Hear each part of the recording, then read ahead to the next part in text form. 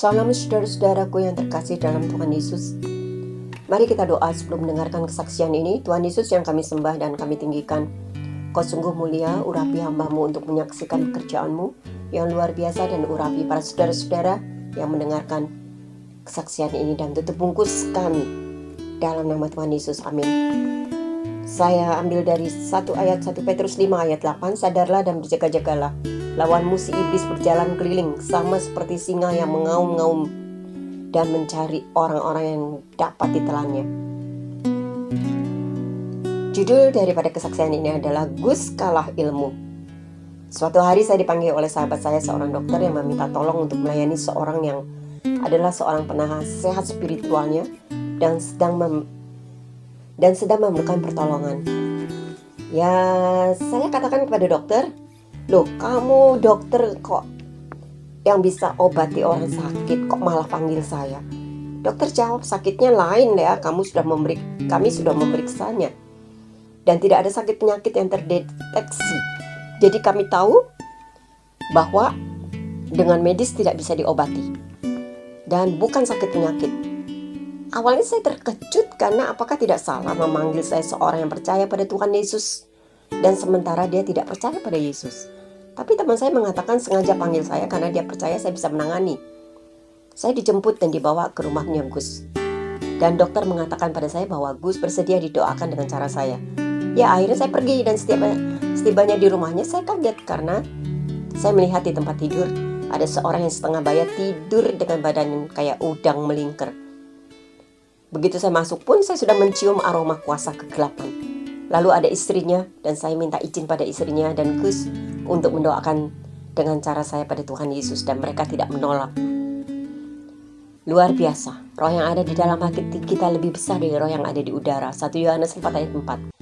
Kamu berasal dari Allah, anak-anakku, dan kamu telah mengalahkan nabi-nabi palsu itu, sebab roh yang ada di dalam kamu lebih besar daripada roh yang ada di dalam dunia. Pada saat saya berdoa dengan istrinya, saya heran, kok istrinya mengaminkan semua perkataan saya dalam doa itu. Setelah selesai berdoa, sebelum saya layani suaminya, saya tanya, "Bu, tadi waktu saya berdoa, kok Ibu aminkan saya saat menyebut memanggil Tuhan Yesus?" Saya terkejut ketika istrinya menjawab, "Saya Kristiani, Bu ya." "Oh," saya menjawab tercengang. "Thank you Jesus, itu memudahkan pelayanan saya." Saya mendapatkan keterangan dari dokter bahwa Gus beradu ilmu dengan pihak lain dan di luar negeri. Sepulangnya dia kalah dan tidak bisa bangun. Badannya seperti udang, tidak bisa lurus. Kemudian saya berdoa sebelum doa pelepasan dan pembersihan dari ilmu-ilmunya agar Tuhan menutup bungkus kami semua dan keluarga. Saya mohon tuntunan Tuhan Yesus untuk melayani Gus.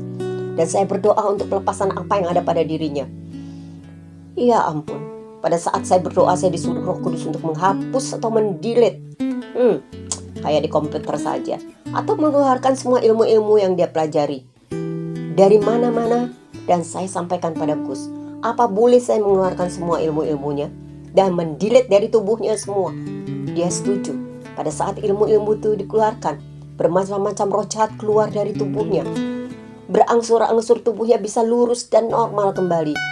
Dan begitu banyak ilmu yang dikeluarkan. Dan saya sebutkan satu persatu pada Gus. "Gus, saya buang ilmumu dari Banten ya. Saya buang dari Pantai Selatan ya. Dan Gus, saya buang dari Gresik ya." Dan banyak lagi. Dia hanya mengangguk. Sesi 1 dan saya pulang diantar Bu Dokter. Setelah 2 hari, pada hari yang ketiga saya diminta menuntaskan pelayanan saya dan dipanggil kembali. Saat itu saya sudah lihat Gus sudah dapat berjalan ke kamar mandi dan makan. Dan saya lanjutkan membersihkan badan Gus dari ilmunya yang dia pelajari untuk santet. Dia kalah dengan ilmu lain. Memang setahu saya ilmu kuasa kegelapan ada level-levelnya juga. Tapi level berapapun juga akan kalah dengan kuasa yang Tuhan Yesus berikan pada kita. Itu ya dan amin. Dan level berapapun dari ilmu kuasa kegelapan akan dikalahkan hanya dalam nama Yesus. Nama Yesus yang ajaib. Sesi kedua lanjut, pembersihan lagi. Begitu selesai pembersihan, semua yang ada dalam Gus keluar, termasuk kuasa berupa hal yang menjijikan, iblis berupa ular dan sebagainya. Sama dengan sesi 1, tapi ini adalah sisanya. Bahkan kuasa iblis Ratu Selatan. itu pun keluar dari tubuhnya. Dan Tuhan perlihatkan bagaimana Gus meminum darah ayam segar untuk mendapatkan kekuatannya pada saya. Dan dia akui waktu mencari ilmu, dan itu mengerikan sekali. Dan setelah bersih semua ilmu itu keluar, saya doa penutup karena pelayanan saya sudah saya anggap selesai.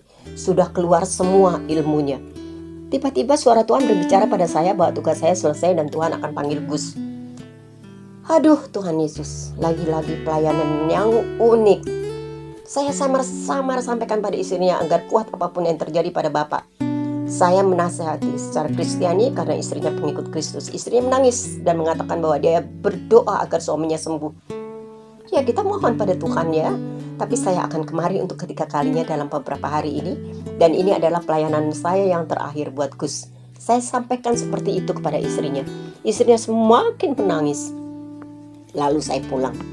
3 hari kemudian, tiba-tiba menjelang maghrib, hampir jam 6 PM, saya ditelepon dokter dan minta saya datang, dan istrinya minta saya juga datang. Segera sambil nangis ditelepon agar saya cepat datang.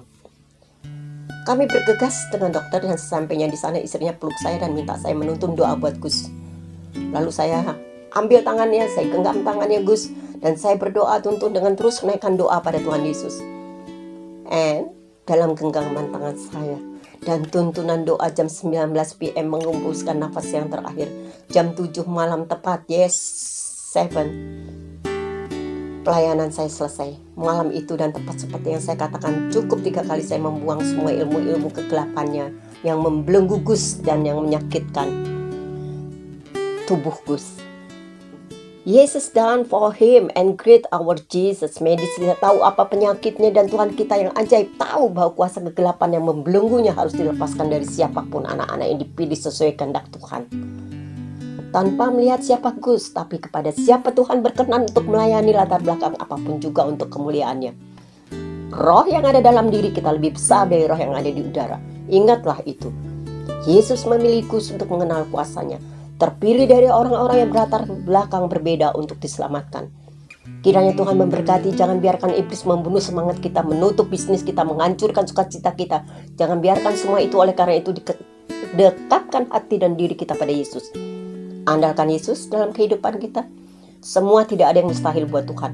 Pasti masalah saudara-saudara dan saya diselesaikan dan diberikan jalan keluarnya. Mari kita berdoa. Tuhan Yesus, kiranya Engkau memberkati saudara-saudara yang mendengarkan kesaksian ini, dan dilepaskan dari setiap kuasa-kuasa yang mengikat mereka dan saya dalam nama Tuhan Yesus. Diberkatilah hamba-hamba Tuhan yang melayani Engkau dimanapun mereka berada. Pengajar, penginjil, gembala, nabi-nabi, rasul-rasul, dimanapun mereka melayani, berkati bangsa dan negara kami, pemerintahan yang sekarang dan presiden kami, dan TNI, Polri, dan tenaga medis yang sedang melayani orang-orang yang terkena COVID-19. Tutup bungkus mereka semua dan tutup bungkus negara kami dalam nama Tuhan Yesus. Amin. Saya Evangelis Lea Faurudi. Kiranya Tuhan memberkati dan menyertai saudara-saudara. Amin.